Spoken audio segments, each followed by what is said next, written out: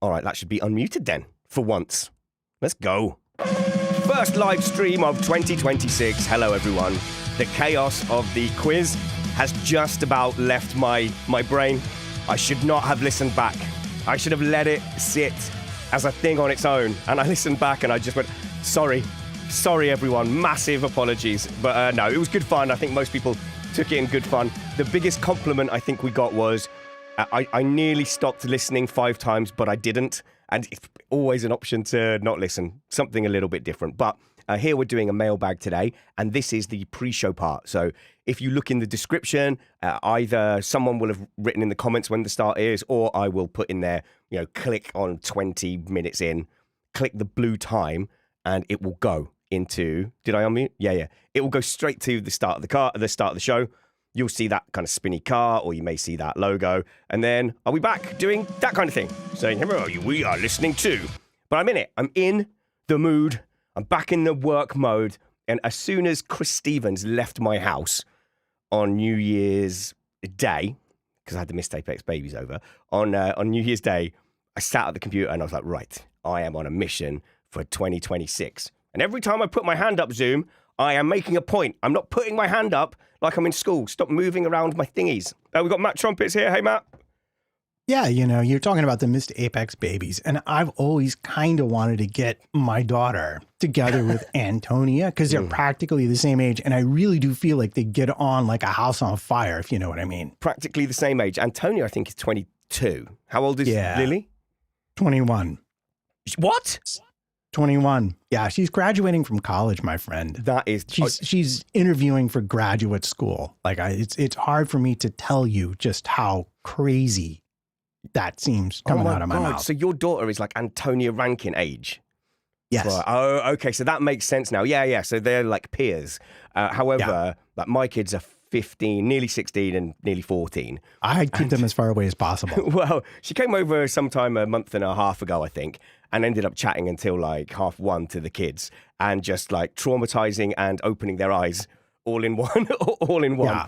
And so, and then her and Chris Stevens, the lower third, I need to change the lower third. Her and Chris Stevens came over actually for New Year. So I ended up having, because I don't like going out for a big party or anything, but what did you guys do for New Year as I changed this? I knew I'd forget something. Thank you, Steve. As I changed the lower third.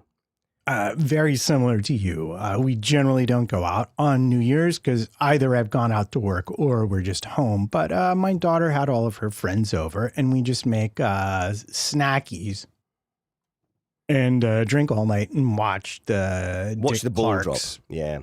We watch the Dick Clarks. So our equivalent is the Hoot Nanny, Jules Holland. Right. I don't know if that translates over there, but they basically No. We know who Jules Holland is. He had a late night show for quite some time over here in the States. Yeah. Maria says, gee, Matt is getting younger every year. Spanners is ... Very nice. Oh, no. Do you know what? My all I got for Christmas was skincare. And because my wife said, and I quote, you're not Netflix ready. Because obviously we're going to be on I'm going to be on a popping up here and there. And she basically said I needed to start doing a skincare routine. Sorry. Yeah. Matt, you need subtle makeup or something like that. Oh, I'm doing the eye. No. I'm doing the eye stuff. I'm doing the eye things. I've got a different moisturizer during the day than I have at the night. Like a little concealer, maybe some powder. Yeah. I'm getting my hair cut more than once every 10 weeks. And by the way, you can just insult Maria over the microphone. You don't have to type in the thing. We got but it just sort of feels appropriate to respond in the medium in which things were. Fair enough. But I'm not insulting her. She's just like stirring the pot early on, giving me grief. They all do that. We've got Scott here, Scott, I'm not calling you out because, we were talking about like my eye cream or whatever. In your background, and we don't mind this at all, we may hear a slightly agitated pre-bedtime little darling princess in your background, and it looks like it may have taken its toll on you, sir. Yeah, feeling a bit tired. I love my daughter, and I'm sure everyone loves their kids. We all love your daughter. You will get over having to prefix that. Genuinely, I know. When my daughter was 3, she just went through this phase, and I'm like, I've got to be honest, I don't love her right now. It's tiring, isn't it? I mean, when you've got she's 16 months now, so over a year, crawling like doesn't walk yet, but crawls everywhere, climbs onto the sofa. It's absolutely nonsense. I mean, I am definitely not paying my childminder enough. Put it that way.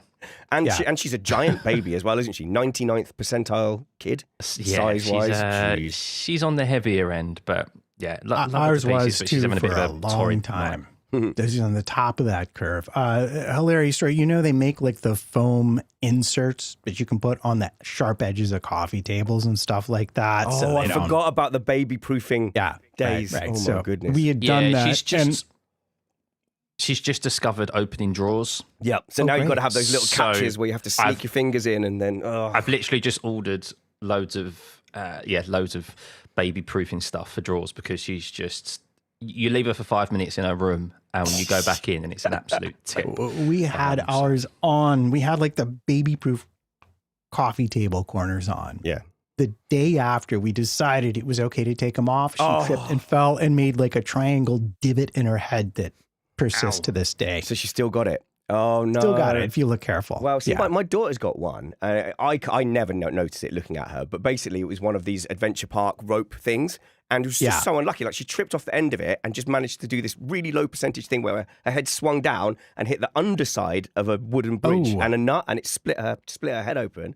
And and then you can still see it. But do you know what? We're not meant to be perfect, are we? Look, we're all nearly new. We've all got scars.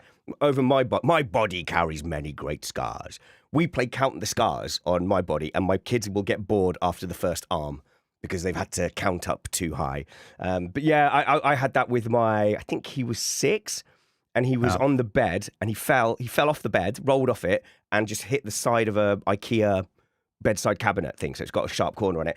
Big cut all the way down his back, top to bottom. And then I think we had to go and see the health visitor like a day later. And I'm like, oh no, I broke the baby a little bit. And they said, what did they say? Because he's mobile, like it's, I said, are you going to call the police? Because it was literally like the whole of the back. Have you have you not injured yours yet then, Stuffey? Well, funny enough, she did. We went round. Here we go. Went round to her brother's the other day. Right. And she climbed a different sofa because she's been climbing up on our sofa, but like the edges are not that different material, a bit more slippy. So she got up and she fell back and banged her head. So she's all good though. But yeah, first big bump on the back of the head. When my son was, I think, maybe 10 days old, and we'd only just got him out of the hospital, and I walked around the top corner of the stairs. So I'm holding him. You know how you hold the baby and it's in your elbow and it's sort of just sticking out a little bit? Well, I hadn't judged for that yet. So I just walked him straight into the corner of a wall, and I'm like, oh no. And he sort of cried for a second, then went quiet, and I went, oh no. And I tell you what, and when he does like real dumb teenager stuff now, I always look back to that moment and go, was that it? Did I knock the common sense out of him? But yeah, so speaking of, the babies, it was the missed Apex babies. So when Chris and Antonia came over, and we found this restaurant we like going to now that has a piano player who does like piano versions of pop songs. So you'll be hearing this lovely tinkle tinkle, and then you're like, oh, it's Teenage Dirtbag. Oh my goodness. And it's like that. It's nice and chill. It's nice food. But it's quite, it's out in the sticks. So it's quite a quiet environment, and it's quite old, maybe some older couples really, where we were the youngest people in there, I'd say. And so, just have a nice dinner, be gone long before midnight. So leave at about 10:30. And then, like you say, just watch the TV, watch the Hoot Nanny, and just, but when we got gone, Scott? No, just a bit of a gripe. The Hootenanny is on at. Sorry for international viewers, but this is a show New Year's Eve that's been going on for 30 years. It's like our ball drop. It's our ball drop. It's very much Dick Clark. Yeah, gotcha. Why does it only start at 11:30 now? It used to start at like 9 p.m. It was also live. Now it's recorded, and it's just. It's the best thing about New Year's Eve if you're not going out on TV, that is. And it's only on half an hour before it starts, and then it's only on for about 2 hours overall. Unbelievable. Yeah, but you have now reached that age where, like, is it just me, or was this all fields? This all used to be fields, and now it's just houses, and they all look the same. Or is it going to be another Sainsbury's? Is it? Oh, that's the stage that's you now, Scott. Now that you're 33. Not bad. 34. 34. Oh, God, even older. 34, and you've got a 16-month-old, right? You need to crack. You need to crack on. I know lots of families where they've got a big gap right, between the kids. It's crap. You can't do anything. I know we are having this debate, but we just don't have the space. Doesn't matter. Just crack on. Just figure it out. Just or crack don't, on. or just stop at no, one. because Stop at one. One child That's the families. best. One child families are so weird. Do you know how much him and his wife love their daughter? It's crazy. Yeah. And It's perfect. People though. who've only got It one costs kid. half the money. No, but and then you wind up with a well-adjusted kid because they didn't have to fight for your attention. It's just like it's worked out very well for us. That's all I'm going to say. That's like, they say, oh, do you get twice as much love for the second kid? No, you get less overall because you're less of a person. And it's then half as much for both of them. It's not even really half what as that much. boils down to. Say you've got 10 love for your daughter. I've only got like 8.5 love for my children because I'm 1.5 more tired from having. This is what I'm saying. Like you start out with 10 love. And then when the second child comes, you've only got 5 love to give because so much of it is now just tiredness. So each child only gets 2.5 love. It's exponentially less love the more children you have. But you've got to have a spare and you've got to have them two together because families with one have a kid, spare. They're obsessed with the kid, and the kid, they talk to the kid like a grown up from really early on, and that's why only children are weird. No offense, Lily. Sorry.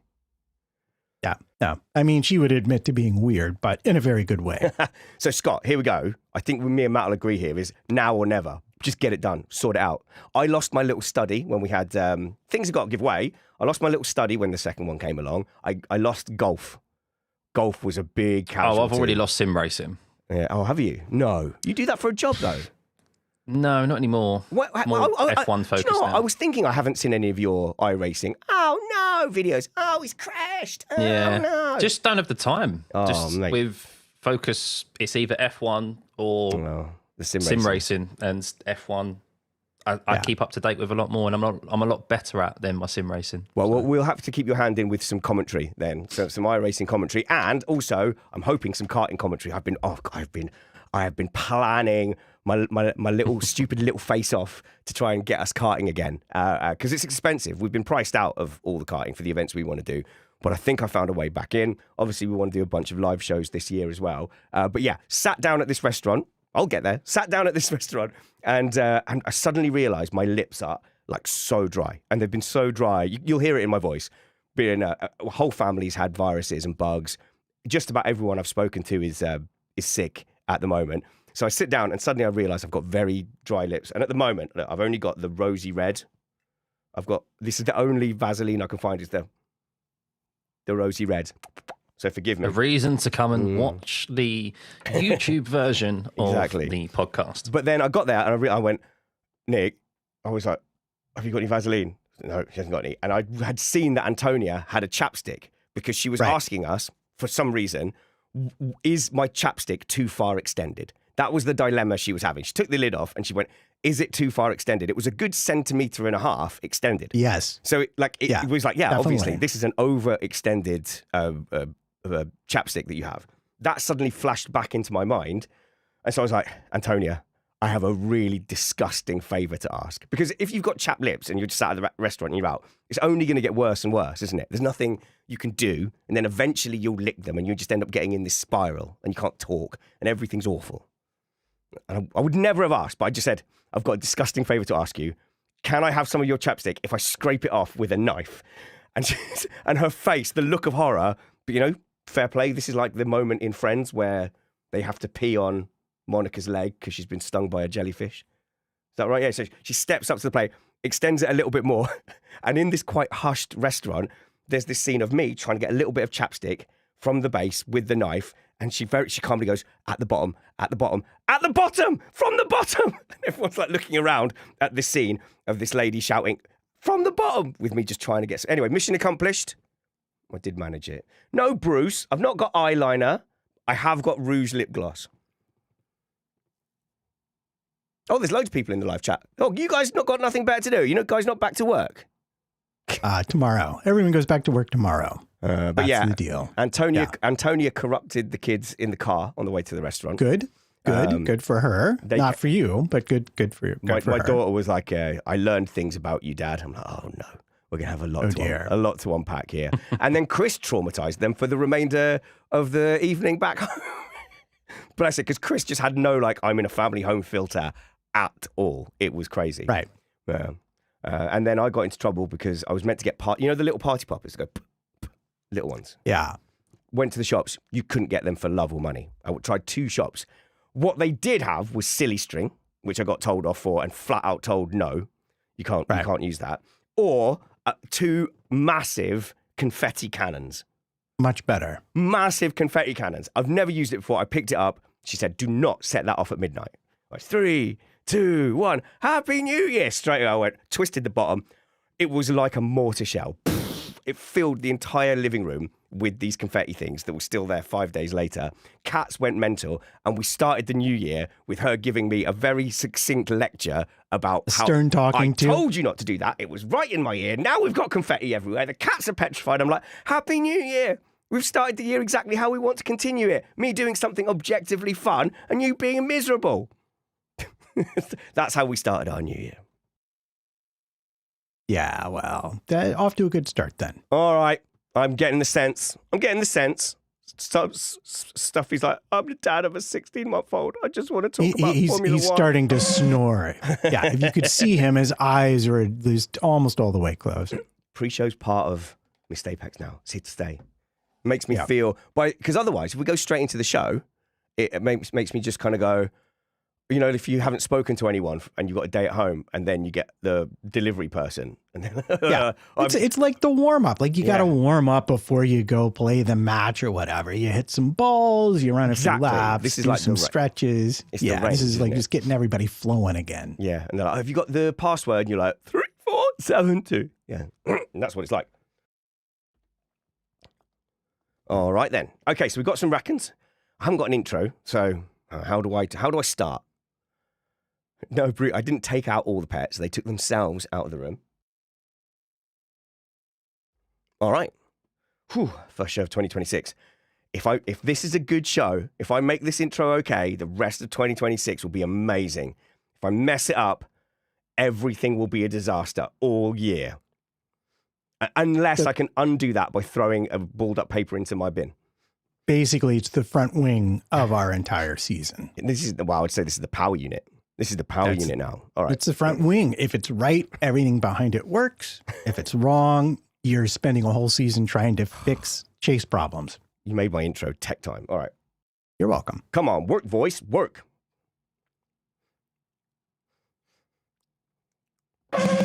You are listening to Missed Apex Podcast.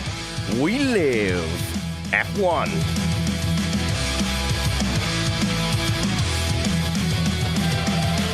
Welcome to Missed Apex Podcast. It's the first show of 2026, and we're kicking it off with a mailbag, finding out what you reckon, and we're answering some personal questions you've thrown at me and Matt as well. I'm the host, Richard Reddy, but my friends call me Spanners. So let's be friends. Going into 2026, we are still an independent podcast produced in the podcasting shed with the kind support of our patrons and partners. We aim to bring you a race review before your Monday morning commute. We might be wrong, but we're first.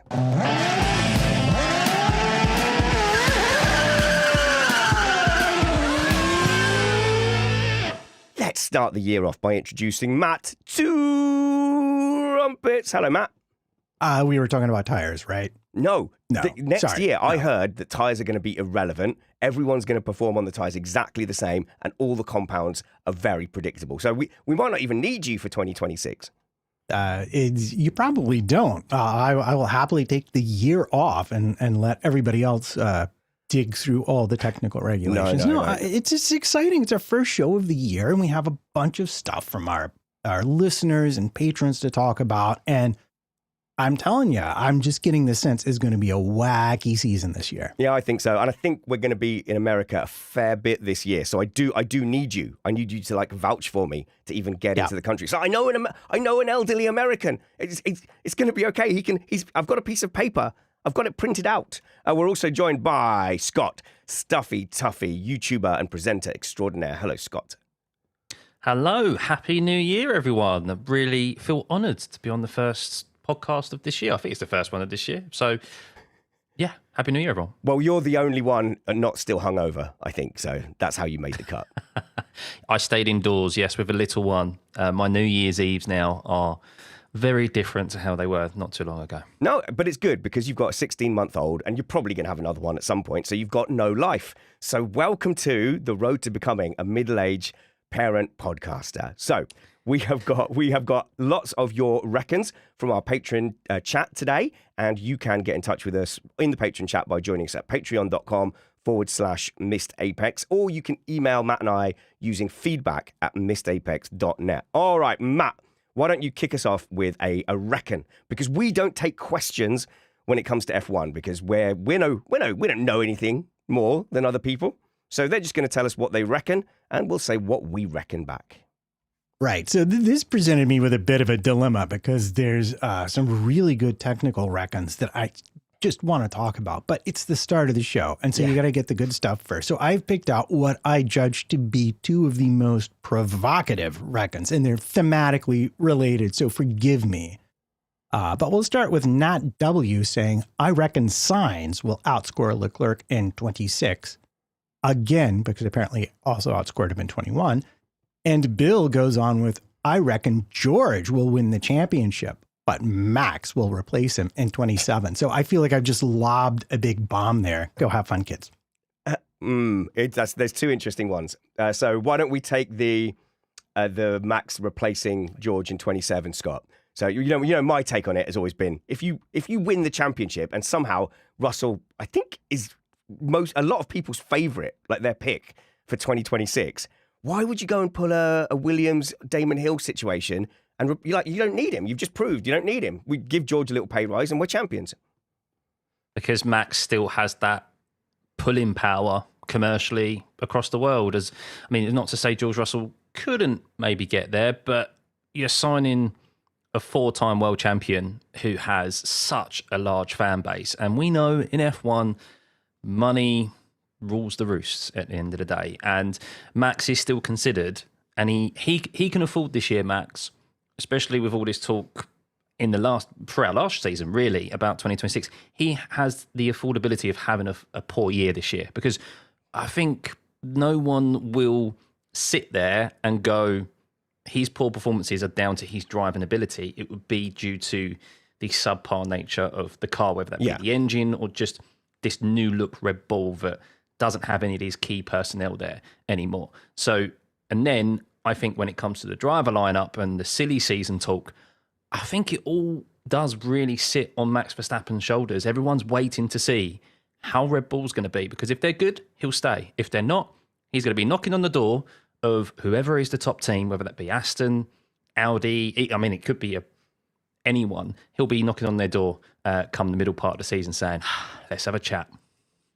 He's going to be knocking on the door. They've been knocking on his door for the past 4 years, trying to get him. It wouldn't surprise me at all if he hadn't already picked terms and teams based on how they do this season. And so the thing I like about the George winning and Max replacing him is you could absolutely see deals having already been signed. Yeah, it's the good point. That means he has to go because Max is coming. And then he goes and wins a championship because Mercedes has that much of an advantage. And are they really going to kick Antonelli instead of Russell? And you could see that happening. So I like it. And it'd drive people mental, though. I think, it's a good point. I wasn't thinking about the fact that it's not going to be agreed over the next winter. They're not going to get to the award ceremony and then have a chat about next season. It's probably going to be, after the first race, you're going to go, uh-oh. It's one engine. It's one engine or another. And so, at the moment, as fans listening to rumours, everyone's fancying the Mercedes engine, and then it's Mercedes in a not ground effect era. Obviously, can't discount McLaren at all. But after those first 2 races, Max is definitely going to know which is the best engine and whether Red Bull is a disaster. So you could end up having this zombie year for Max Verstappen where he's just trying to cut the best deal. And the thing is as well, for people that say this won't happen or they wouldn't get rid of George because he's been there for so long and Toto's managed him, this is a much newer Mercedes as well at the top. The long-time CEO of, I can't remember his name, is the guy who had the big fancy moustache, who was always a big supporter of Lewis Hamilton and Rosberg and that throughout the years. He he ran Mercedes as an overall company in a very different way, and he retired last year, I think it was. Hence why the board now, or the new people in power at Mercedes, along with Toto Wolff, have kind of agreed and pushed for this Max Verstappen transfer. We thought it would happen last year, but it didn't happen. And I imagine they will still want that to be pushed through, whether it be Kimi leaves or George leaves. I think that will be... They're aiming, of course, to get off this season with a good start for these regs, especially with how 22 went for them. And you can imagine that they're going to want, obviously, to have a good driver lineup to start off with. You just said it. You said lineup. That's the problem. If you're Max Verstappen, do you really want to go to Mercedes and have equal status, potentially? Say with Antonelli, who's... Because Piastri, everyone was, it's only his second season. It's only his third season. It's only his fourth season. So we're giving these drivers a long time to build up. Do you believe that Verstappen will go to Mercedes and go, yeah, equal, number one status, not an issue? I don't think he will. He's not that kind of driver, and he shouldn't be. Hamilton is annoyingly fair and has probably ruined his career by not pushing that. I say ruined. He's the most statistically successful driver ever. But I think he's got a genuine thing of, just give us equal cars and let's go fight. Let's go toe to toe. But I think most of the great champions have said, no, I'm the number one driver and I want that in my contract. Yeah, no, that's yes, you make a very, very fair point there. You can imagine that it'd be, George it's either me or George, because he'd feel comfortable knowing he's got Kimi in his back pocket.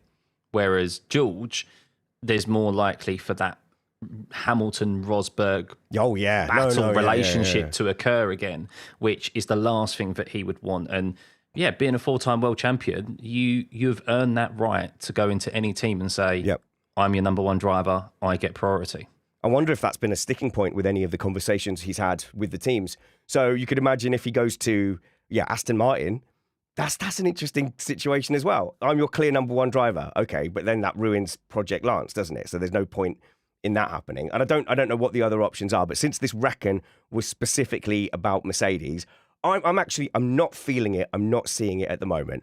Russell, I think we're underplaying him as a potential global superstar here, aren't we? So Verstappen's the champion. He's got a big pull. He's charismatic. He's likable. Off track, he's likable off track, right? But then you've got Russell, who's possibly less likable overall, but hasn't he got the core ingredients to be a global superstar once he's on his way to picking up? Once he's in a title fight, he's striking, he's camera friendly, he's articulate, he's charming, he's clever, he knows how to play the media, he's fast, he fights people hard, he's aggressive. Why is that not the makings of someone who will become an international superstar?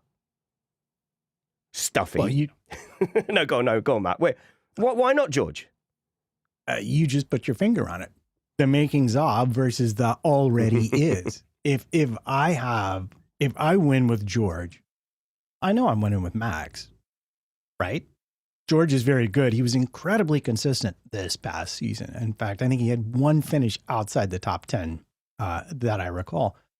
And so, you could easily win a championship with him. Max has already won 4. Each additional one that you win with him is way more marketing because so few people have won more than 1 or 2. It's just an entirely different level of win for the team overall. Yeah, that's also another fair point, Matt, is that, you've got that. People criticise the Lewis Hamilton move in comparison to Ferrari, but there's the potential, of course, who knows, but there's always that potential history-making 8th world title with one of the greatest teams in sports, let alone just Colchester motorsport. United? Oh, Ferrari. Right, okay. Yeah. And with Mercedes, they would have the potential of doing that with Max Verstappen, considering how young he is and if they can keep him interested in the sport, because I think really that's the thing with Max Verstappen is him being interested in F1. That'll be that's probably the toughest task for any team right now because he can go anywhere he wants to. Tim in the chat is saying that they drop Antonelli and Russell and just have Max and probably still do fine. Yeah, Max doesn't want a teammate. He doesn't need a teammate, right? No, I think the other 3 seats, in a way, obviously they want talent, but the other 3 Red Bull seats are revenue generators as well, as far as I can figure out. I think Sonoda was bringing Honda money there, and I think this line of talented rookies probably will have to come in with a little bit of funding to get their Visa Cash App seats. So that's something that Mercedes won't do, I don't think. So they've got this second seat that they don't need because they've got Verstappen. And so they basically are going to put an inanimate carbon rod in the second seat, or like Verstappen saying, can we not just have some ballast and just keep it in the pit? And it's weird. Something about this just doesn't mesh and doesn't fit for me.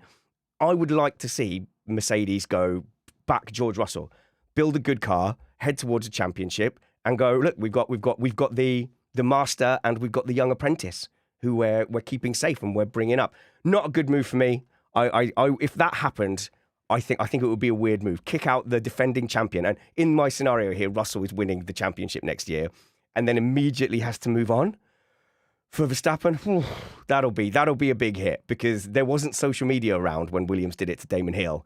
It will be rough here. What was the other one? The other one was that Sainz will outscore Leclerc. Obviously, they were teammates at Ferrari. So there's a lot of moving parts to this as well. So he's making the assumption, A, he wants Sainz to kind of have a redemption tour and dump on Leclerc. Because I don't know. Were the Sainz fans and the Leclerc fans, were they getting on? Were they when they were teammates? Were they fighting? I don't recall them fighting.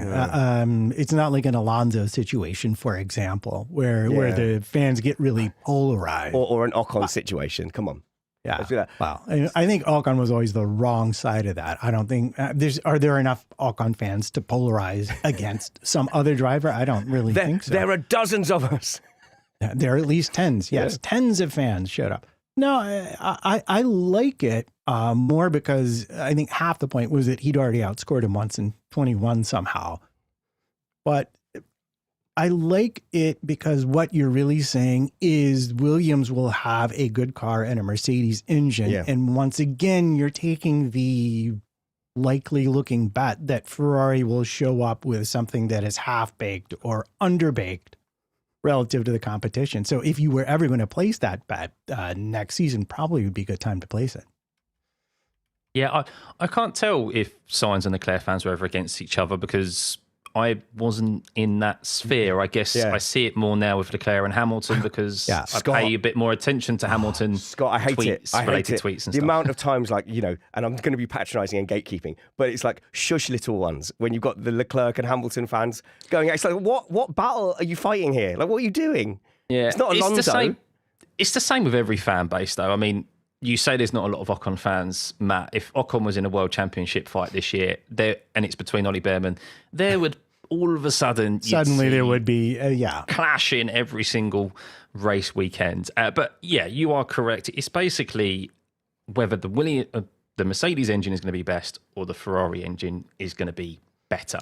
And we know with this set of regulations how important that engine is going to be this year. We could see if Mercedes, as all the rumours seem to suggest, that they are going to be the front runners. Well, that means that we've got 4 Mercedes-backed teams this year or supplied teams this year at the front. Whether it will be McLaren and Mercedes and Williams are hoping to make strides and move up there. Of course, Alpine, new additions this year. So, and Ferrari, well, they're Ferrari. We don't really know. I think it's most hopium at the moment that they'll be up there. So, quick shout out. If there are any, the Derricks in the factory floor, I know that mostly speaking, the teams are quite compartmentalized now, like for the sake of leaks and stuff. But you will hear more rumors than we hear. I have never revealed the name of a team member that we've spoken to or has dropped in my DMs. We do thankfully have a few guys who drop stuff in from a variety of different trades, by the way, because there's so many different trades within F1. But yeah, if you want to give us what people on your shop floor are thinking, that would be really, really appreciated. And it doesn't have to be secrets. It's just like, what's the vibe, And look, I just want to follow up on this with the people I've talked to. We're not really interested in what you're up to. We're interested in what you think the other people are up to. So it's not like that kind of thing where you're ever going to get in trouble because, whatever. The other teams will tell us about you. We're very curious what you're hearing about the other teams. So we did have secondhand. Another one of our team did speak to a Derek at a team, and so we got a few talking points. And this was these two teams we're talking about did come up, and so the question was, should we get our hopes up with Ferrari? We got a flat no from Derek, and then with Williams, they said there may be some struggles going on with their aero at the moment. Now, if they were saying, right, the engine is terrible, the engine they're using is terrible, I'd be more worried. Aero, you can fix aero. So aero might be fixed over the course of the season. Maybe just, wait till Barcelona. And could I bring this onto my reckon here? Oh, no. I'm not ready to move on yet. I'm not quite ready to move on. It is in relation go on then, do it. Say the name then. Because it's a reckon by Dylan, and he says he reckons that with Newey, the new facilities, Honda, and all the build-up, 2026 will still be a mess for Aston Martin. And I just kind of wanted to touch upon this, is that Aston Martin is an unknown right now. And one of those Dereks who we've been fortunate enough to speak to, interestingly, and I found it really interesting, said, we've heard nothing about Aston Martin. Interesting. They are a very tight-lit ship at the moment. They are not letting anything out, and I think that's really intriguing. I think that really is. And I actually think they are going to be, I do think they're going to be a dark horse this year. I just have a funny suspicion about Honda. And not so much the Newey factor, but it's the Honda factor, because Honda have formed, they've made a great engine over the years, and they were the first ones to comfortably put out an announcement, we're doing an engine reveal. I mean, that clearly is confidence. They're doing an engine reveal. Yeah. Oh, are they going to make it play "God Save the King"? Like who did that? I think Williams did that with one of their cars in the late '80s. But yeah, so I just think they're going to be the only thing I think that really will let Aston Martin down is their driver pairing. If anything, I think they could start off this regulation set very well, and being the only Honda-backed team, I mean, if they nail it, then I mean, they could be the team to beat, barring their driver lineup in the new regs.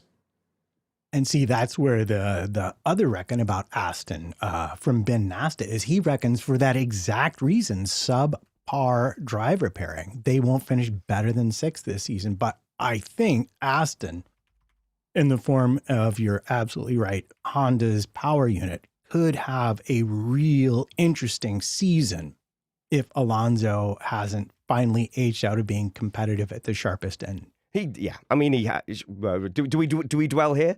I mean, there's no way. Yeah, he's 44 this year, 45 this year. There's no way he's at his peak.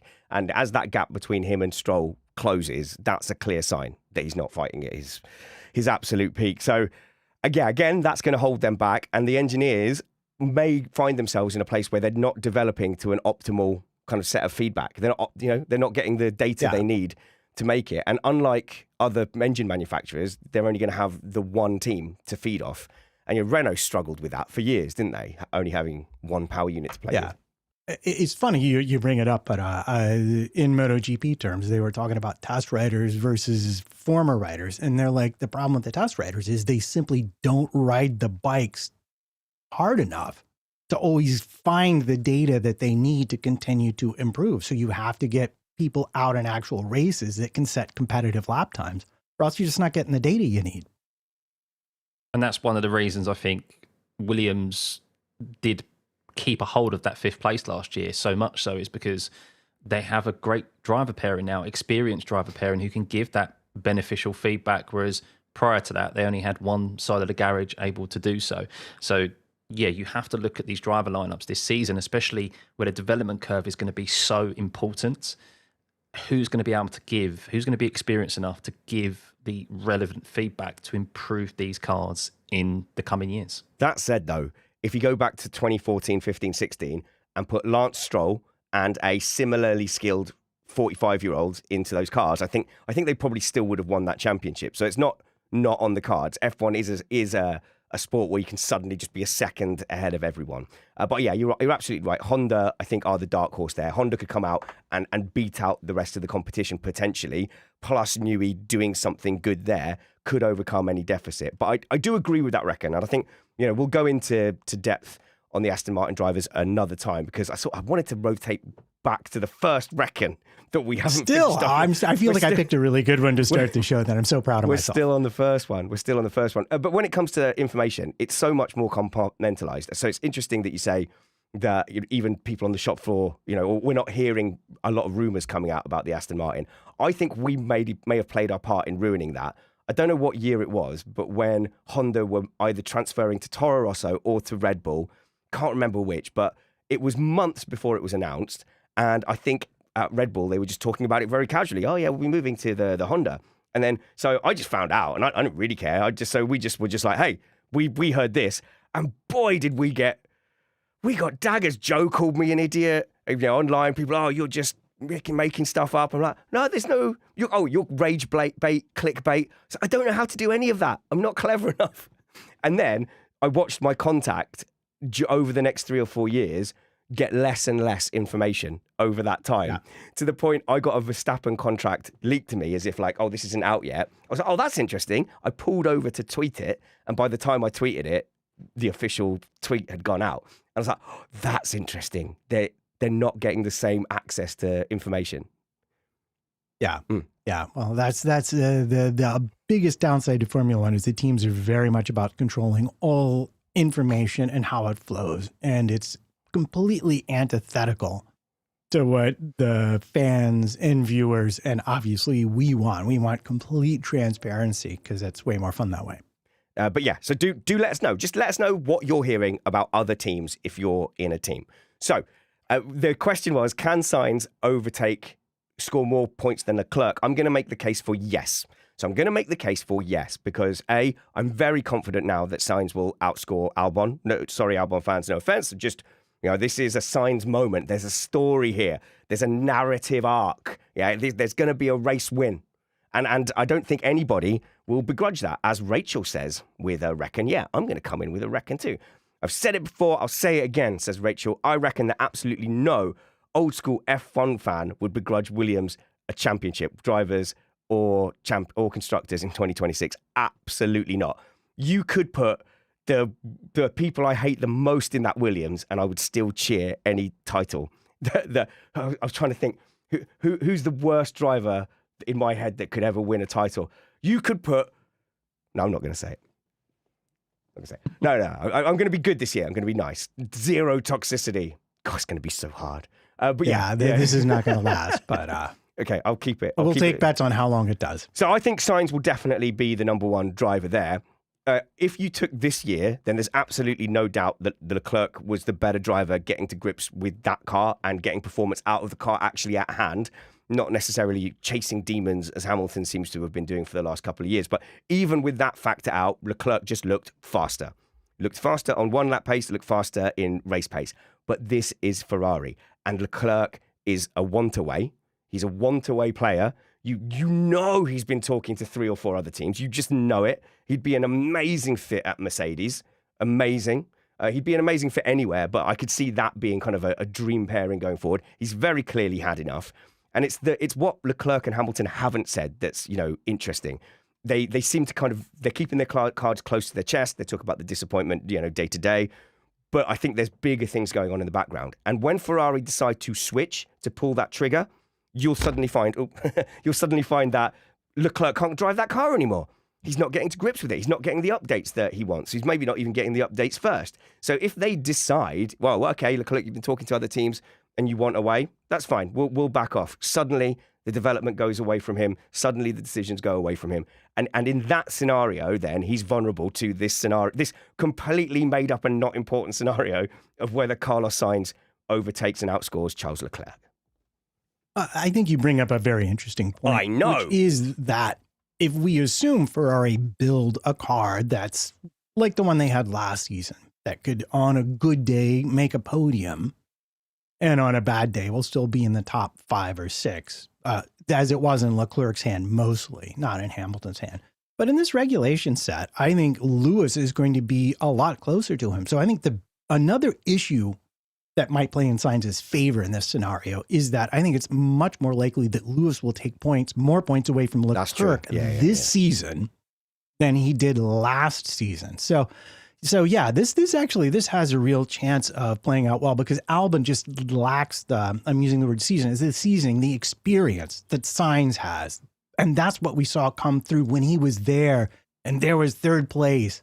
Yeah, no mistakes, just absolutely all over it. He knows what it takes. He's been at the top teams and there's nothing left to get in his way but the people ahead of him.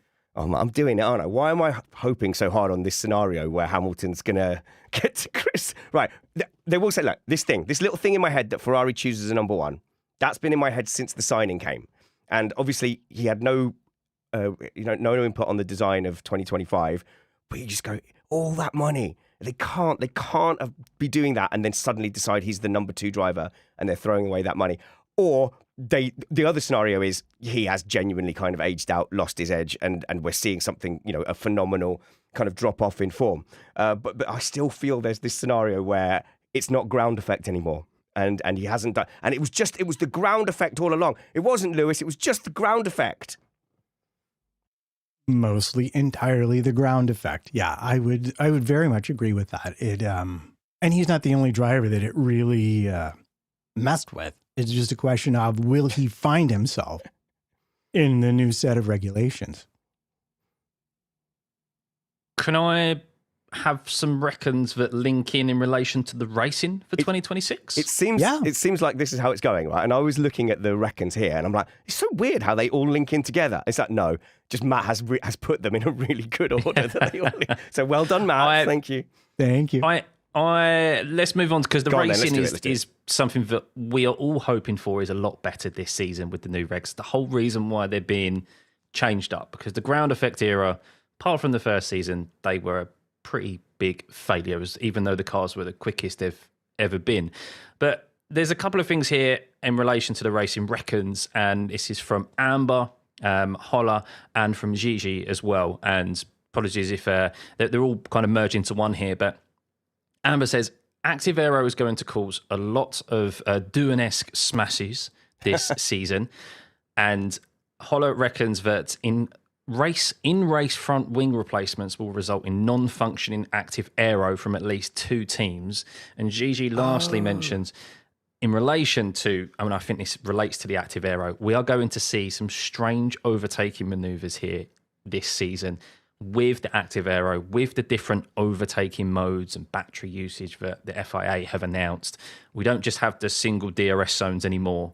There's boost mode. I don't know. I've already forgotten what modes there are, to be honest with you. Straight line mode, cornering mode.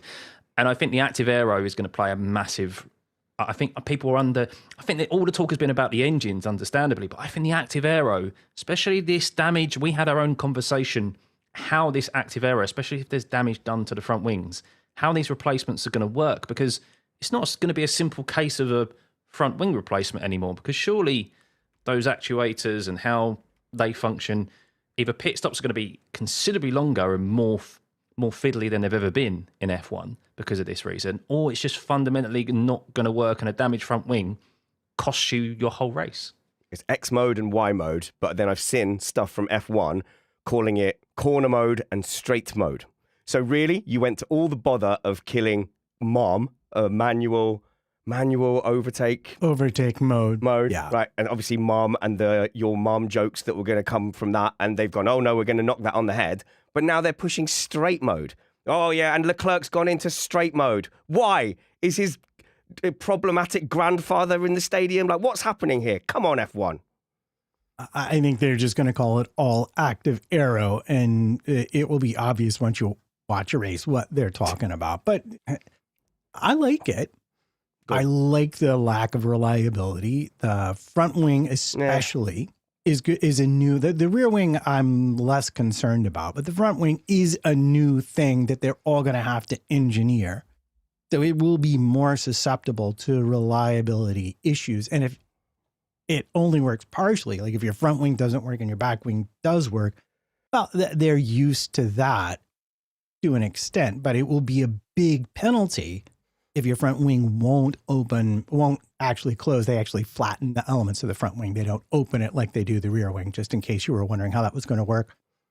So yeah, it'll be a much bigger penalty. And you're right. I think it will take longer, but I don't think it'll take that much longer because a lot of the systems will probably be hydraulic, and they do have, as we discussed, like dry brake connectors and stuff like that. It'll take a little bit longer to line everything up. Oh, I'm not having that from a musician. Sorry, sitting here with my dirt, with my mucky, callus-ridden hands.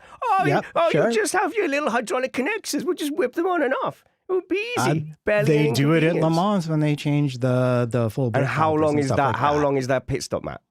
That's like about 5 minutes, but that's all 4 brakes. Well, okay, that's all 4 corners, all brakes. This is just a front wing, and that's going to be a single connection you're making. Was it on the show, or was it in our WhatsApp where we had this? It was our WhatsApp. Right. Yeah, okay. Yeah. So I forgot that never came up on the show, but yeah, you made a really interesting point, Scott. Which was it you? Oh, someone did. That was going to take a long time in the pits.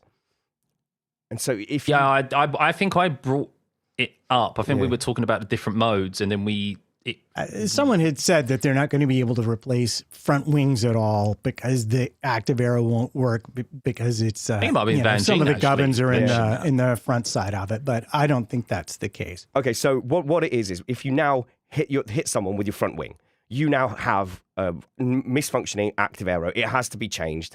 You can't make that thing of, let's see if we can just do without the end plate and you've lost 5 points of downforce, but you can carry on. You won't be able to do that anymore because you will not be in regulation because your active arrow won't be working anymore. So you'll have to change the front wing. So you can change your front wing now, 7 or 8 seconds. I don't know. I can't remember. But you don't change the rear wings anymore. Remember, they did used to change the rear wings, and that would be about a 35, 40-second stop. But if you've now got moving hydraulic parts.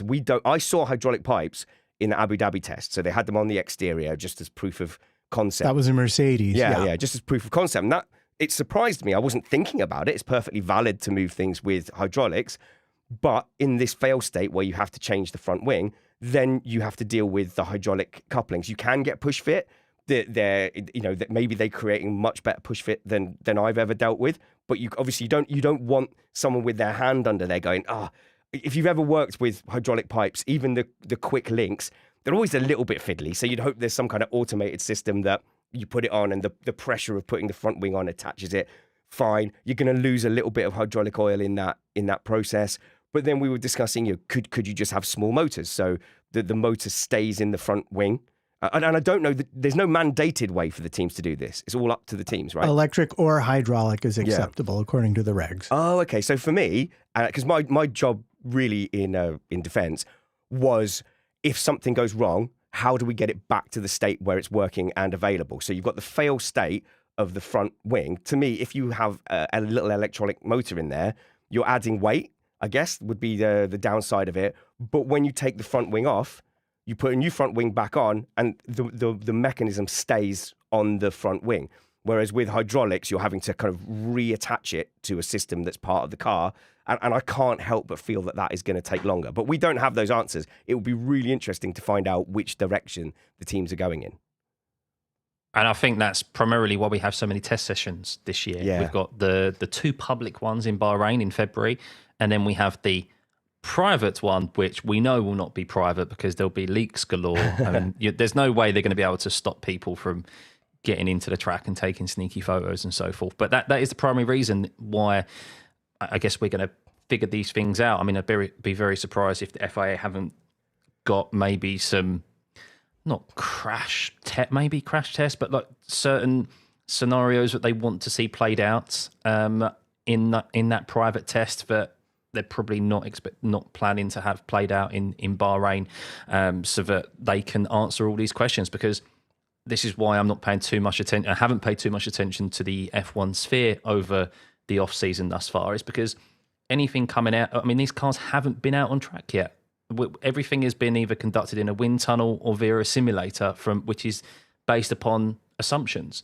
So until these cars physically get out on track, that's kind of really when I'm only going to start taking real notice of information in the F1 sphere again, which will be at the end of January. But I think the racing, what this will do is that this is going to provide us with hopefully, really good racing, because there's going to be more there's going to be more emphasis on the driver aspect now, I think, because if you are not able to use these different modes correctly, and you're not able to keep your car obviously free of damage and slight contacts, then you're gonna massively suffer, and you can find yourself being overtaken in some corners that we've never seen before. Some people have never seen before because they've only been watching since the ground effect era. It is a choice, by the way, to say, okay, if front wing damaged, we have availability of 0, or we accept that we're dropping to the back of the grid. That is a choice you can make if you say, well, having the hydraulic systems in there is much lighter than having an electric motor. That is a valid choice.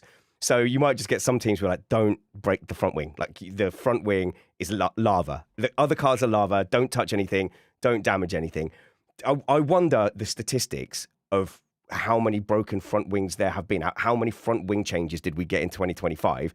That will be a factor. So basically, that is your MTBF, mean time before failure, and you'll factor that into your calculations of, is it valuable versus the penalty of if there's extra weight, value versus the extra pit stop time. That is a real calculation that F1 engineers will be doing now.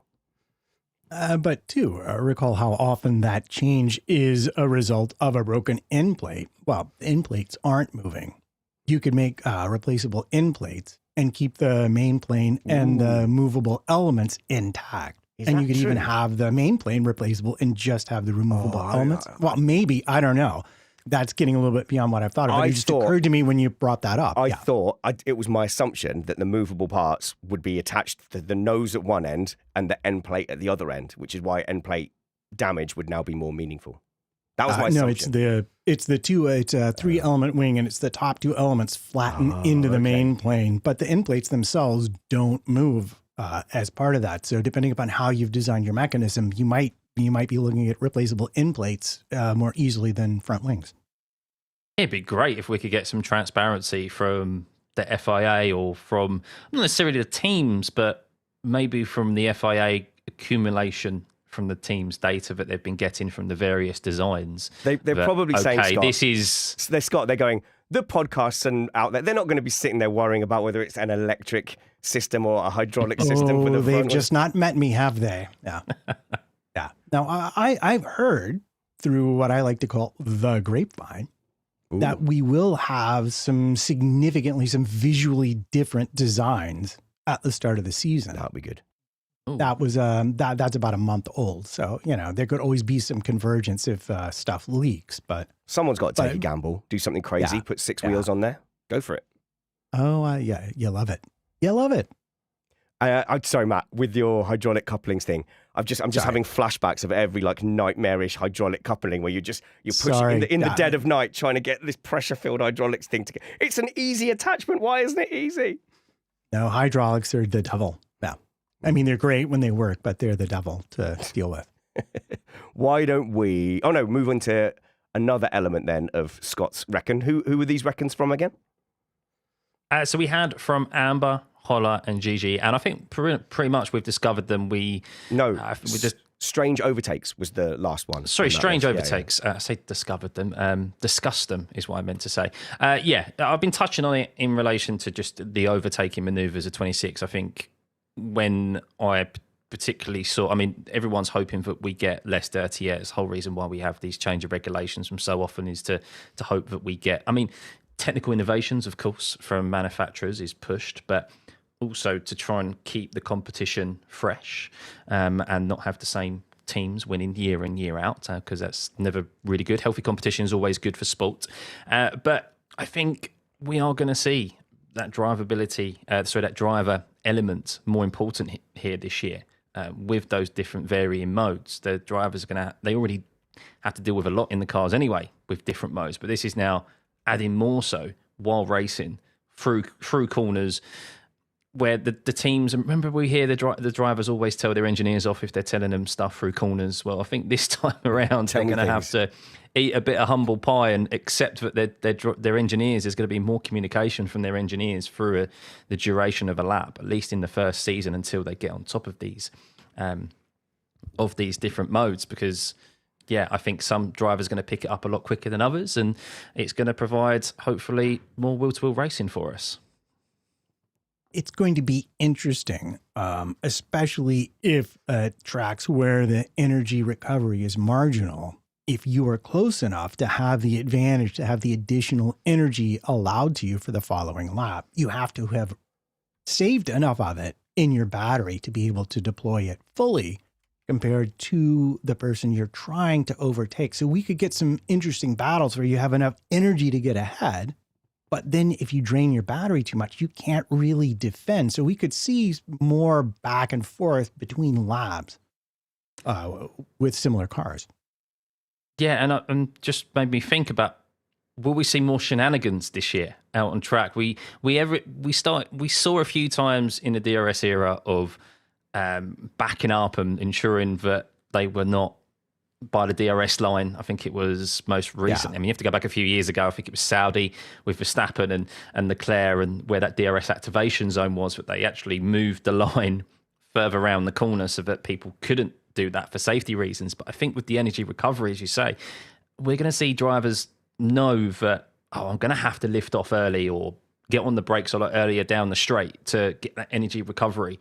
So if I've got the boost, and some drivers go, I'm going to go for track position. So we're going to see this back and forth throughout the season of probably some shenanigans played, and maybe hopefully a lot more changing of positions. Hopefully it's not too arbitrary and it is I'm worried. will to will. I'm worried. That is the worry, is that it is just, we know that a lot of overtakes don't necessarily mean good racing. We want to see hard fought wheel to wheel racing.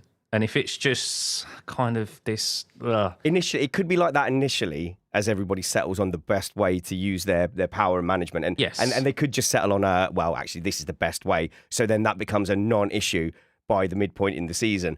But there's going to be a lot of noise about it. You know, people are very negative when things aren't going wrong. No one gives anything time to settle in. And like, you know, that's why we had the knee-jerk reactions in 2014 as well. So there is a scenario where they've got the regulations kind of right, but as everyone gets used to it, it's a shambles with cars just like passing each other twice within a lap, just back and forward. No racing, they're just ghosting past each other. Yeah, that is a worry. And that's what I think, that's why I'm not too fussed actually about the cornering mode and the straight line mode, because I think after a few races, or at least after the first season, everyone's going to figure out what the best mode is, because why is anyone going to, I don't think there's really going to be any kind of trick there. No, you know, it's a red herring as far as racing goes. The active aero is nothing. I don't think I don't think those modes are kind of really worth even focusing on. I think it will be purely just about whether people are in boost mode or using their battery. Yeah, but just remember, whether they're using the push to pass and whether they're harvesting or deploying, the F1 are having to market this X mode, straight mode, corner mode, because they've made this decision, as far as I can tell, because they're worried about this straight line speed overall, and they've just got to get rid of some of the drag because they just don't have enough power. So I think there's a lot of excitement about it. It's a selling point, like the first active aero spec, blah, and it will just quietly stop getting talked about as we go into the season. What you're ultimately looking at is everyone has it every lap in the dry. Yeah. So it's only going to be marginally worthwhile if you've developed a concept that really gives you a big advantage. But at the first, as we've already said, it's most likely going to be the power unit you have and the people who are writing the maps for your power unit in terms of where you pick up your regen and how you deploy that energy. That's going to be the big differentiator. Once that comes together, then someone whose corner mode is more efficient in a straight line. Now that advantage will start to matter, but that's probably not going to be this first season of these regulations. It reminds me of how, you know, for like I feel like the last 10 years, none of us ever paid attention to the battery usage of drivers. Correct. The only time we ever kind of really paid attention to it was when we knew they was on overtake mode. It's like, use overtake mode, we know we're getting an extra boost of power. And that's because most of the teams had their battery map layout, so where the battery would be deployed, where it would be recovered. That was kind of not really relevant to the racing for us, and there wasn't too much differentiation there across the field. Whereas now, as Matt just touched upon very eloquently there, it is going to be massively important because that is the new form of DRS. We wouldn't have noticed that at all if it wasn't for the just 5 more laps scenario. That's the only time I'd noticed this, is because what kept happening was you'd have the car in the lead slowly get caught by the car in second place, and then as they got closer and closer, suddenly that car couldn't get into an overtaking space, and the other car was able to, stay just inside or outside of DRS. And everyone, just 5 more laps. And it was leading to this whole weird narrative of, this car's got the fastest car. He caught up 10 seconds towards the end of the race. And you were like, no, we understand what they're doing now. And we're understanding why, they closed up a second in that lap, but now suddenly can't get within the DRS. That's all down to the pit walls managing it, with the tyres. So if you've got a 10-second lead, you haven't really got a 10-second lead. You've got 10 seconds worth of, you can manage your tyres a bit more than the car that's chasing you, and then you use your battery deployment and harvesting at the moment that they catch you, and you manage it through that. But apart from that, it wouldn't have registered to me, because as much as we love the tech side and talking about it, it's not what I'm thinking about. I'm watching race cars go vroom. I'm watching them wheel to wheel. And so for me, all these other factors should kind of settle and should kind of melt into the background. The key thing is, for me, will they be able to follow? If they can follow, if they're smaller on the street circuits, Albon was saying he's hoping it's going to feel less claustrophobic on the street circuits, especially now there's so many of them. So does the active aero, forget about the smaller wings, whatever, does the active aero affect the ability to follow or not? Yes. Good. In the straight line mode, with the wings open and closed at the front respectively, you're generating far less turbulence. So down the straights, what you're going to get is much less of a slipstream. Yeah, so less toe. So less toe. However, in the corners, because you no longer have the same penalty, like previously, if I had a front wing at Monza, or pick another circuit that had fairly high Spa. Yeah, Spa is actually a great one for this compromise. If I have a front wing and I need that front wing to get around the corners, then that cost me on the straights. And there was that was it. Good point, I had to make a compromise. I had to run with the least amount of downforce that would get me around the track. And if someone else could get around with less downforce, then they had an advantage on the straights. Now that's mostly getting evaporated on the straights. So now I can design the draggiest, most downforce producing front wing and still run it at Monza with little or no penalty. However, that means that when that aero is deployed, it's generating maximum turbulence. The question is, when it comes into the corner, because you would always see, like, you'd catch in the corners and then there'd be like, it was generally about a half a second in the previous. If you weren't inside of a half second exiting a corner, you were not really going to be able to make a DRS path. So the question is, what is that going to do to the concertina effect of the following car? And a lot of that is going to be down to, well, how much inwash versus outwash do these aero designs generate? And, well, without talking too much further about it, I'm not entirely convinced they've written the same kind of tight regulations we saw in the previous ground effect era. This may seem a real dumb question. It's just a thought that popped into my head. First time? We were talking about like the corner mode, the straight line mode. Are they? Because I haven't read the technical regulations from top to bottom, whereas I imagine our Trumpets has in the off season, just as some light reading. Is it the wing levels? Are they, and the aero packages, are they fixed throughout the season, or is it, can they, as we've seen throughout the past, like we get a Monza level spec, we get a Monaco level spec? It's just a thought that popped into my head with this active aero, because now, yeah, we have this cornering mode, we have this straight line mode. So is there more tight? Oh, if you get what I mean, is there more of a tighter? I'm going to add to Matt's question. Can you have a Monza spec active aero and a Canada spec active aero? So, like, is the amount of active aero that goes down the same race to race, or will that change because you've got a bigger wing at Monaco? Yeah, good point. God, that sounds expensive as well. It will be expensive, to my knowledge.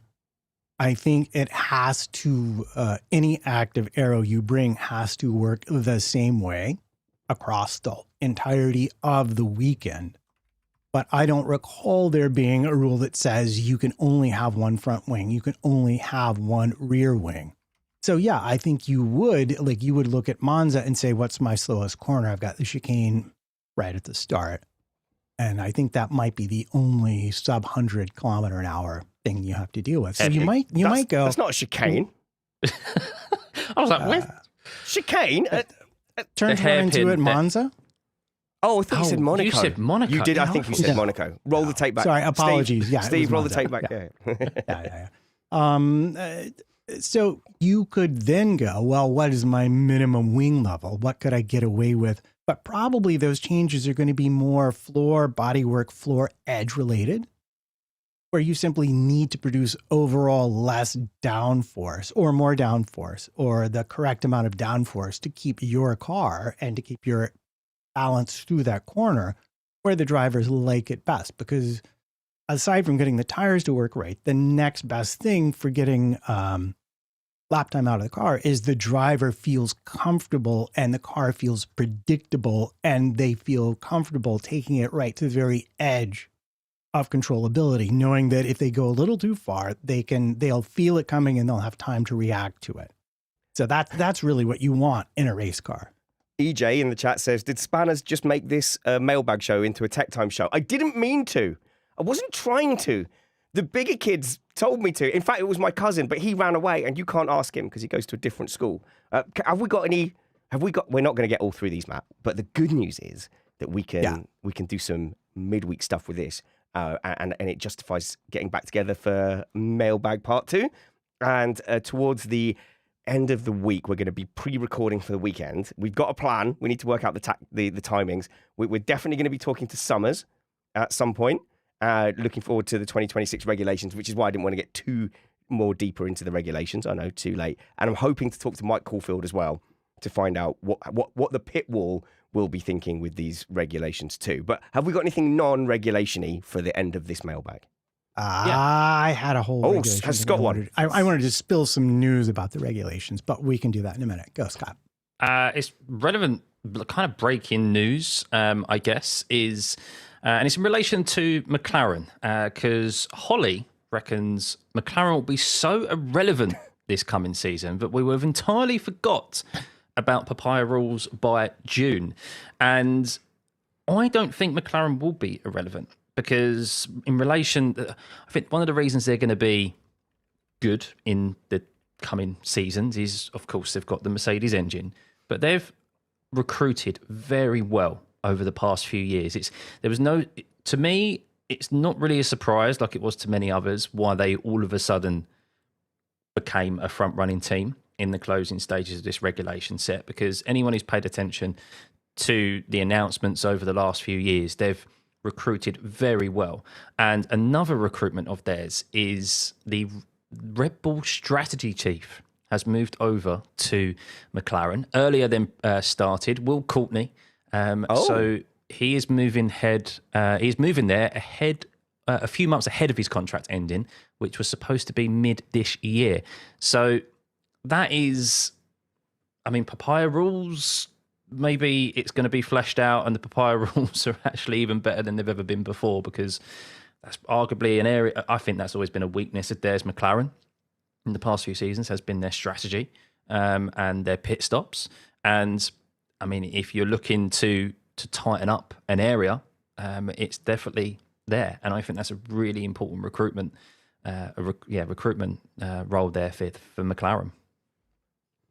That's interesting.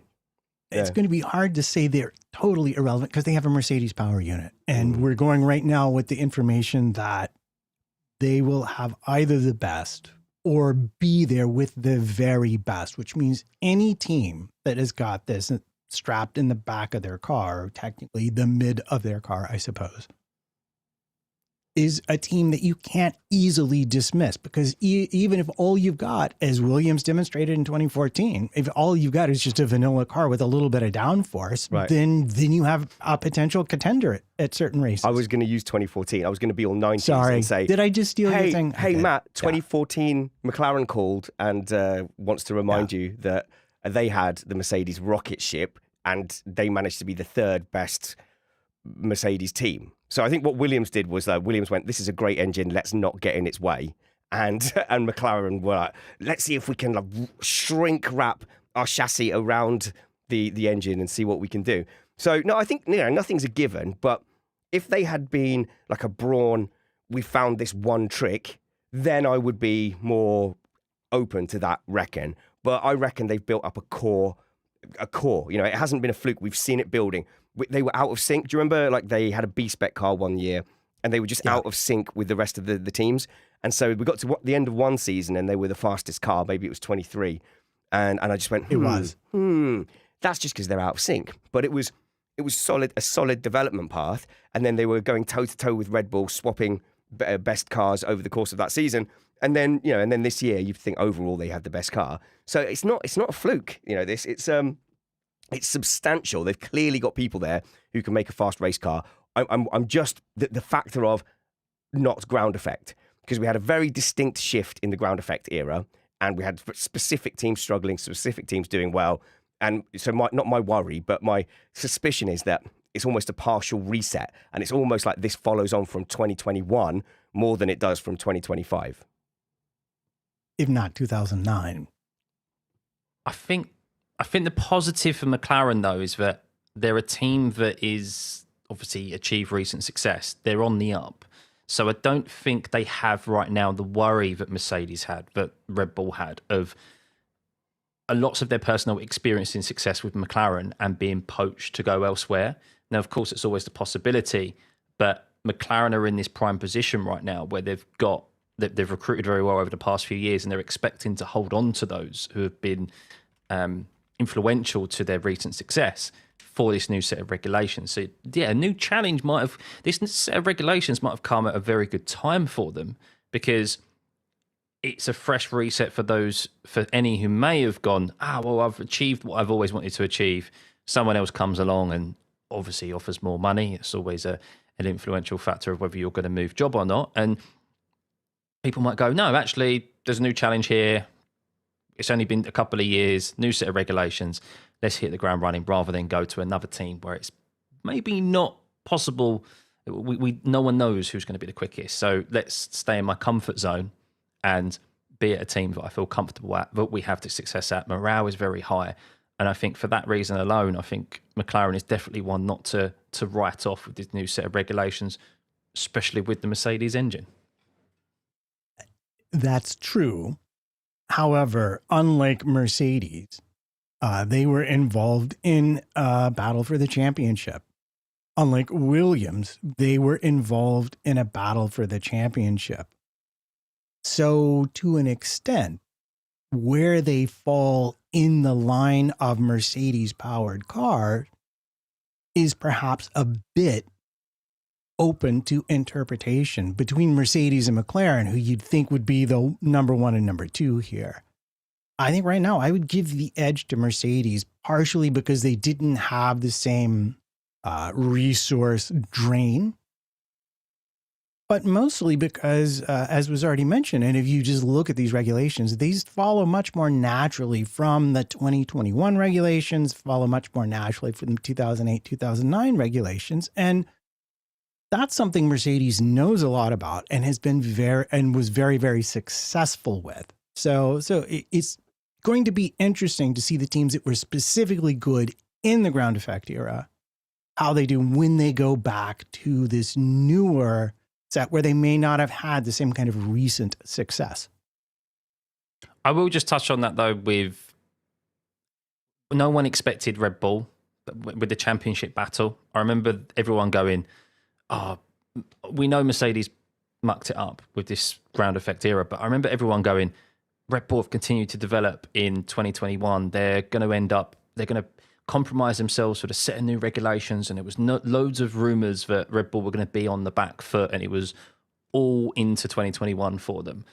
And look how that played out. They dominated, Max and Red Bull dominated 22 and 23, and obviously won 24 as well. So, yeah, it's when people say that, I've watched enough F1 now to know that it's not necessarily just because someone was developing late into the previous season doesn't correlate to them suffering in the following regulation change. Yeah. And so I'm just going to follow up on that, because one of the things that I learned in preparing for today's show, we didn't get to the reckon, but there's some technical stuff. As you know, there've already been some loopholes found in the regulations. And one thing that I learned was that apparently the lack of front axle regeneration was vetoed by a single team. And this is an interview that Pat Simmons did. So this is not me just saying things that I heard from someone who heard from someone who heard from someone. But he was kind of irritated because he was like, the FIA has made themselves more forward in making these regulations. And as a result, they are kind of sloppy because they haven't been subjected to having been read by people who've been in the sport for 30 years.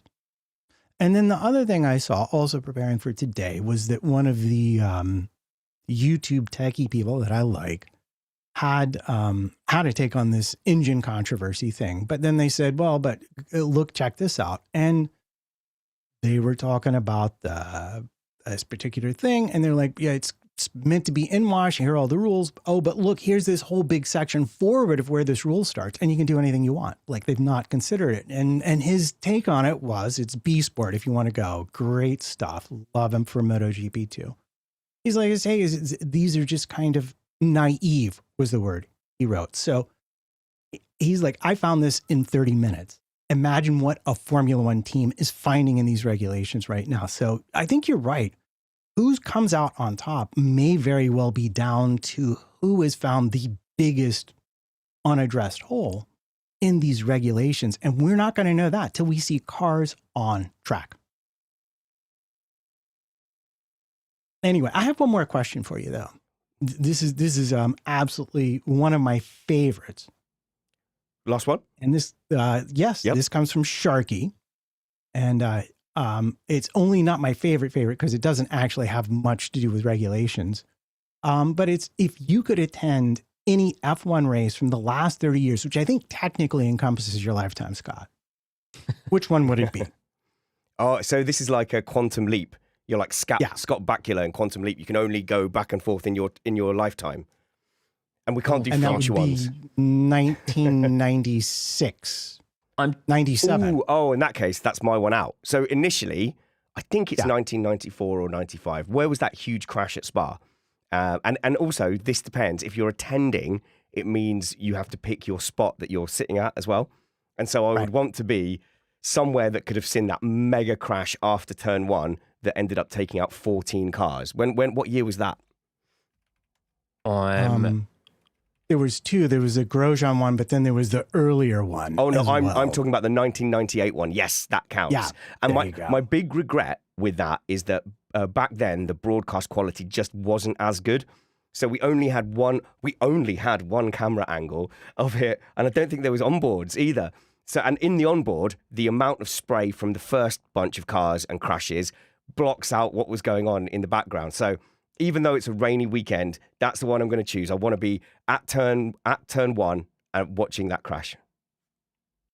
So I never got to experience. I've never actually. This is an admittance here. No. We're fixing this. We're fixing this for you this year, Scott. I know, but I've never been to an F1 race. That I've seen. I only saw F1 cars with their engines turned on for the first time last year when I went to Goodwood Festival of Speed. Yeah.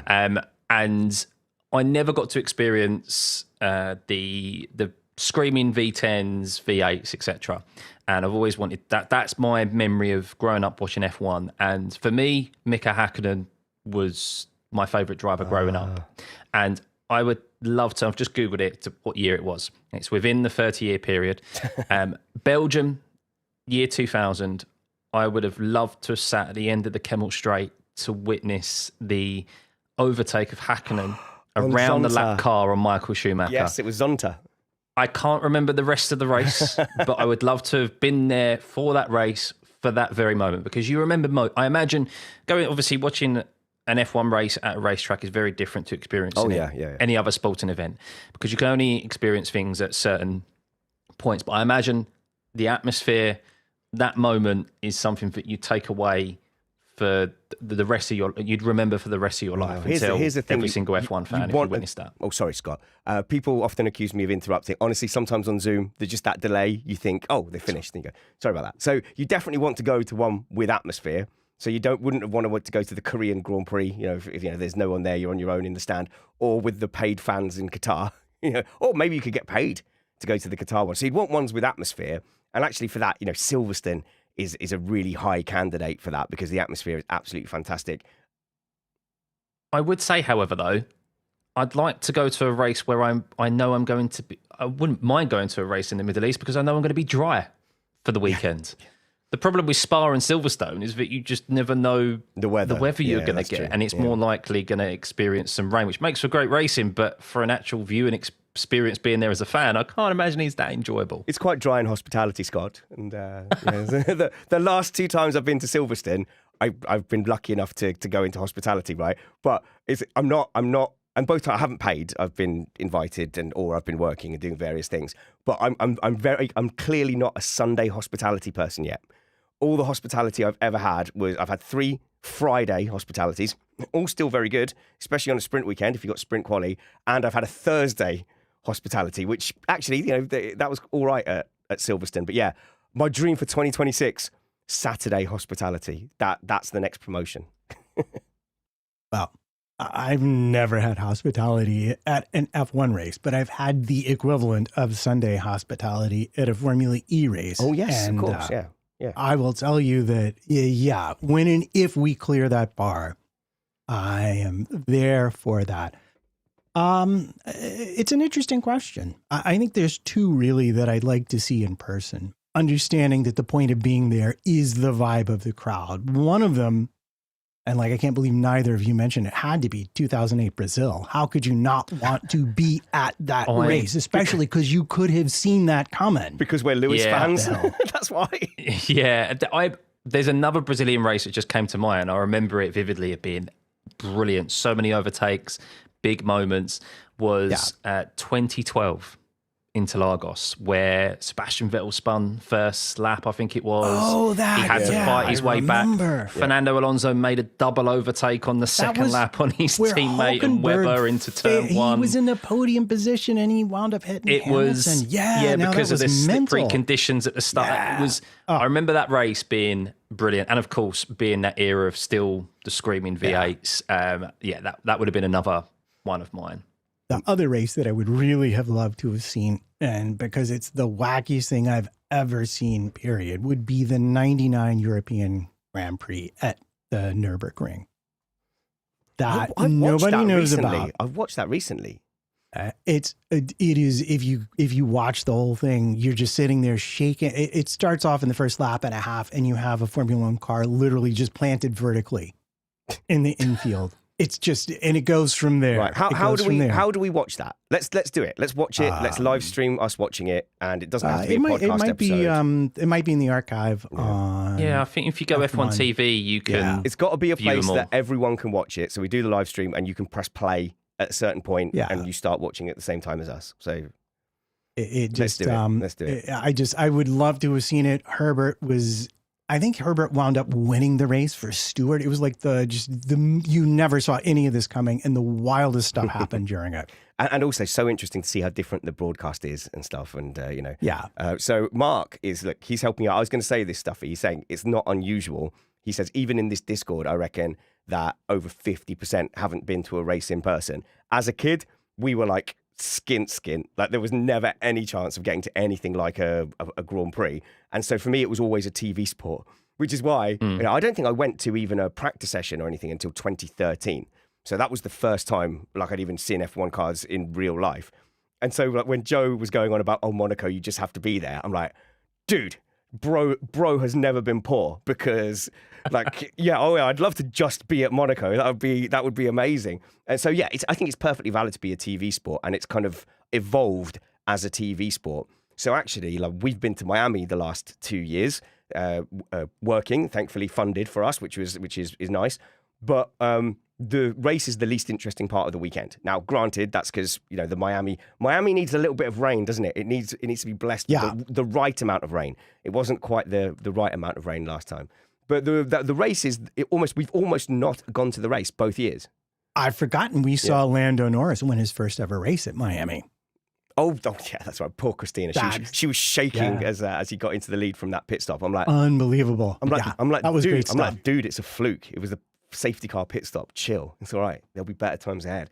But yeah, so for you as well, you do your live streams, and you should definitely go and watch the race. If you don't like the commentary, go and watch Stuffey's YouTube channel for the live streams, and also get on board early with Scott, because he is going to be, I'm putting it, he is going to be the biggest F1 YouTuber, if not by the end of this year, then the year afterwards. So go and follow him on all his social media. I told him yesterday, we had a meeting yesterday, I said, Scott, you're a good-looking boy. Turn your Instagram into a thirst trap. Don't worry about the reels, and send everyone over to your Instagram so that you can be an influencer as well and get sent out to places. But yeah, so the live streams for you are going to start. You're going to start it on the practice sessions for Australia, middle of the night. Yeah, no, actually, I'll be starting it for the practice sessions. Sorry, not practice sessions. No, when I'm in that, the test sessions. Oh, the public test sessions. We did it last year. You stopped by, Spanners. Yes, I'll stop by again this year. Yeah, but this time last year, I thought you were just some loser having a go at live stream. Now I'm on the Stuffey train.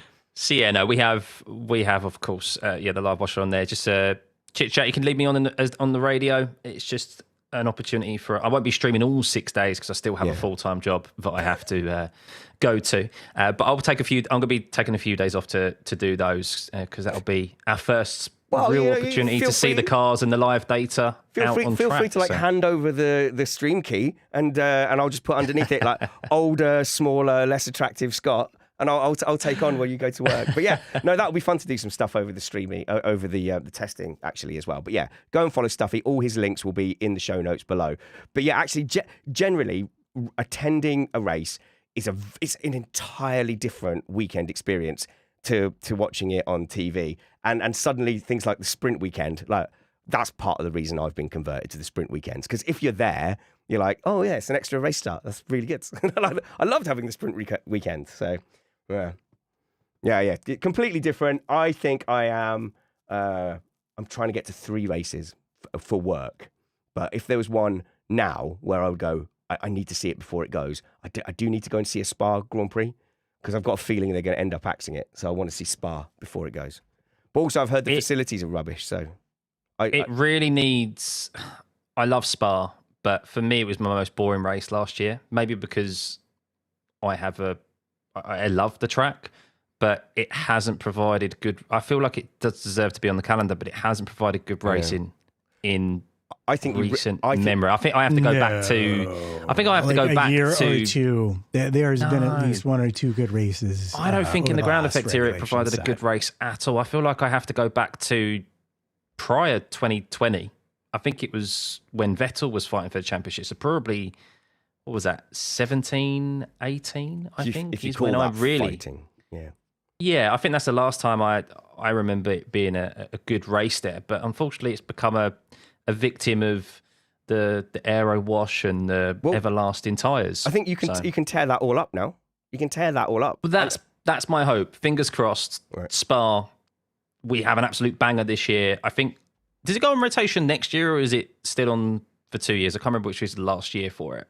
I'm not sure, and I feel like that's going to all go up in the air as well if Madrid is a disaster. Yeah, I mean, Portugal got announced, didn't it? Portimao got announced recently in the off season. So, hopefully, fingers crossed, we have absolute bangers at the traditional circuit, Suzuka, those which are such ingrained in our memories as F1 fans, historic F1 fans, and we finally get good racing return into those tracks because they deserve it. I hope that was a good answer to your question, Ahmed. I think that was a good one. Go and follow Matt at MattPT55 and follow all his links in the show notes below. Go and follow my Instagram. Speaking of Instagram thirst traps, my goodness, go and follow Spanners Ready. And we put the reels and shorts on the missed Apex Instagram account, and we've got an Missed Apex TikTok account as well. So go and follow all those. Those links will be in the show notes. We didn't get through any of your questions. They were great questions, but we will maybe pick that up midweek. Maybe we'll save some of the 2026 and the tech stuff for when we catch up with Summers in the week as well. So there were some personal questions there as well, which we haven't got to, but we have them in the bag. Feel free to send reckons and questions. So if you write question and it's like a more personal one, then send that to feedback@missedapex.net, or have reckon somewhere in the subject line, and we'll add that to the list of reckons, because I love doing mailbag shows. We try and do at least one a month. I'm going to try and do something a bit more grown up and professional on Sunday, and then we've got a lot of interviews and loads of fun stuff lined up, and news. You won't want to tune out. We've got news of live events when you can come and see Missed Apex podcast in the flesh, in person, and come racing with us. 2026, we go back to the track as a podcast, as an F1 community. Until we see you next, work hard, be kind, and have fun. This was Missed Apex podcast.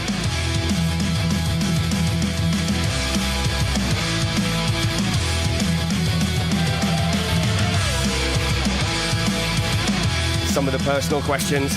Why did Matt pick the trumpet? Easy, it's the least buttons.